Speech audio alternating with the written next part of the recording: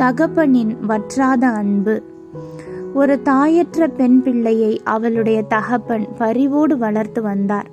அவளுடைய தேவைகள் எல்லாவற்றையும் சந்தித்து தாய்க்கு தாயாகவும் தந்தைக்கு தந்தையாகவும் அவளை அன்புடன் வளர்த்து வந்தார். அந்த பிள்ளையும் அந்த தகப்பனிடம் அன்புடன் வளர்ந்து வந்தாள். ஒரு நாள் அவர் அந்த பிள்ளையை பார்த்து, "நீ இன்று வெளியில் விளையாட போக வேண்டாம்" என்று கூறினார். அவள் தினமும் தன் தோழிகளோடு விளையாடுவது வழக்கமாக இருந்தது. அவளும் தன் தகப்பனிடம் சரி என்று கூறிவிட்டு தன் அறையில் வேறு ஏதாவது செய்யலாம் என்று அமர்ந்தாள். அப்படி அவள் அமர்ந்தபோது அவளுடைய தோழிகள் விளையாடும் சத்தம் கேட்டது. அவளால் உட்கார்ந்திருக்க முடியவில்லை. சற்று நேரம் பார்த்தாள். அவளால் தாக்கு பிடிக்க முடியவில்லை.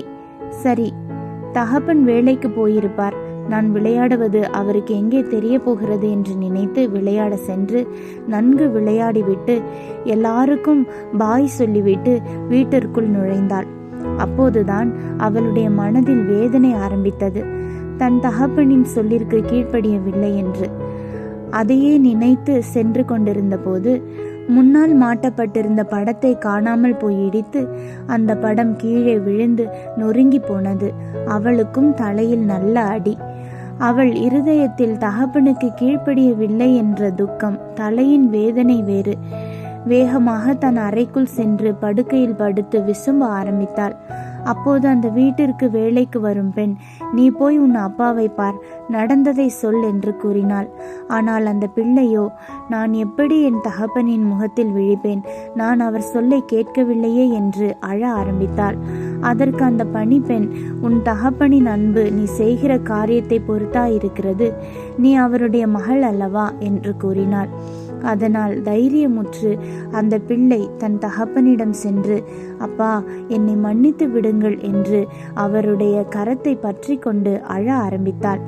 அப்பொழுது அவளுடைய தந்தை, "மகளே, நீ என் சொல்லை கேளாமல் விளையாட போனதும் தெரியும். விளையாடிவிட்டு வரும் வழியில் மாட்டப்பட்டிருந்த படத்தில் மோதி தலைக்கு அடிபட்டதும் தெரியும்.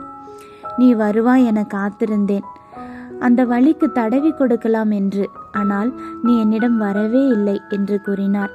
"அது எப்படி உங்களுக்கு தெரியும்? நீங்கள் வேலைக்கு போகவில்லையா?" என்று அந்த பிள்ளை கேட்டாள்.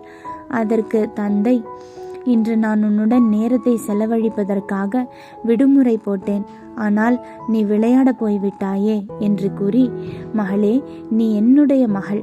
ஆகையால் நீ தவறு செய்தாலும் நீ என்னிடம் வரும்போது நான் உன்னை மன்னித்து உன்னை ஏற்றுக்கொள்வேன். ஆனால் நீதான் நான் ஏற்றுக்கொள்வேனோ மாட்டேனோ என்று தயங்கி என்னிடம் வராமல் போனாய்" என்று கூறினார். அப்போது மகள் அவருடைய கழுத்தை கட்டி கொண்டு, "நன்றி அப்பா" என்று கூறி முத்தமிட்டாள். நம்முடைய தேவனும் அப்படிதான். அவர் நம்மேல் அன்பு கூறுவது நாம் செய்கிற நல்ல காரியங்களுக்காகவோ அவருக்காக நாம் படுகிற பாடுகளுக்காகவோ அல்ல. நாம் அவருடைய பிள்ளைகளாய் இருப்பதினால் மாத்திரமே அவர் நம்மேல் அன்பு கூறுகிறார். கிறிஸ்துவின் நாமத்தின் மேல் விசுவாசம் உள்ளவர்களாய் அவரை ஏற்றுக்கொண்டவர்கள் எத்தனை பேர்களோ அத்தனை பேர்களும் தேவனுடைய பிள்ளைகளாகும்படி அவர்களுக்கு அதிகாரம் கொடுத்தார் என்று வேதம் நமக்கு கூறுகிறது. விசுவாசம் உள்ளவர்களாய் கிறிஸ்துவை ஏற்றுக்கொண்டவர்கள் லட்சக்கணக்கில் இருந்தாலும் அத்தனை பேரும் அவருடைய பிள்ளைகளே. நாம் தேவனிடத்தில் அன்பு கூர்ந்ததினால் அல்ல, அவர் நம்மிடத்தில் அன்பு கூர்ந்து நம்முடைய பாவங்களை நிவர்த்தி செய்கிற கிருபாதார பலியாக தம்முடைய குமாரனை அனுப்பினதினாலே அன்பு உண்டாயிருக்கிறது. ஒரு பிள்ளை தவறு செய்துவிட்டு வந்து ஒரு தகப்பனின் முன் நிற்கும்போது எப்படி அந்த தகப்பன் அந்த பிள்ளையை மன்னித்து ஏற்றுக்கொள்கிறாரோ அப்படியே நம் பரம தகப்பனும் நம்மை மன்னித்து ஏற்றுக்கொள்வதற்கு தயை பெருத்திருக்கிறார்.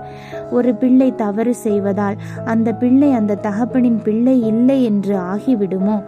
அதை போலவே நாம் தவறு செய்யும் போதும் அவரிடம் வந்து மன்னிப்பு கேட்கும்போது அவர் தயவாய் மன்னித்து நம்மேல் அளவற்ற அன்பு கூறுகிறார். அவருடைய அன்பை போல வேறு அன்பு இந்த உலகத்தில் உண்டோ? அவருடைய அன்பை உணராதவர்கள் அவரிடம் வருவதில்லை. அவர் நம்மேல் வைத்த அன்பு மாறாதது, நிலையானது, அளவில்லாதது, பாரபட்சம் இல்லாதது. அந்த அன்பை ருசித்து அதில் நிலைத்திருப்போமா? ஆமேன். அல்லேலூயா.